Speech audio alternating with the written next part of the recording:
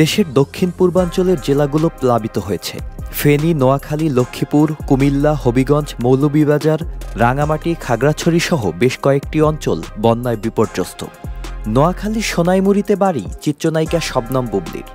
আকস্মিক বন্যায় নিজের এলাকার জন্য মন খারাপের কথা অনেক আগেই জানিয়েছেন চিত্রনায়িকা শবনম বুবলি।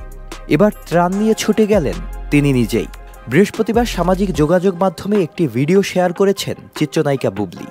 সেখানে দেখা যায় বন্যা কবলিত এলাকার মানুষের মাঝে ত্রাণ বিতরণ করছেন শবনম বুবলি, যেগুলোর মধ্যে আছে বোতলজাত খাবার পানি, মুড়ি, বিস্কুট, স্লাইন সহ আরও অনেক ধরনের সামগ্রী। ছবি ও ভিডিও শেয়ার করে বুবলি লিখেছেন, বন্যার্ত মানুষগুলোকে কাছ থেকে দেখে কষ্টগুলো আরও দ্বিগুণ অনুভব হলো। আমার মতো করে আমি সবসময় চেষ্টা করি এই ভালোবাসার মানুষগুলোর কাছাকাছি থাকতে। এটাই আমার মানসিক শান্তি।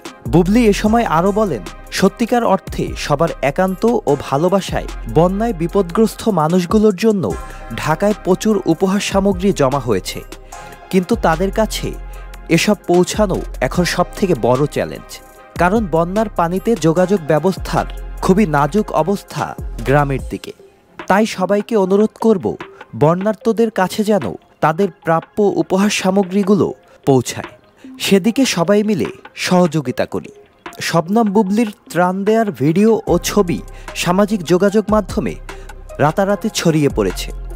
মতামতের পাতায় প্রশংসায় ভাসছেন চিত্রনায়িকা শবনম বুবলি।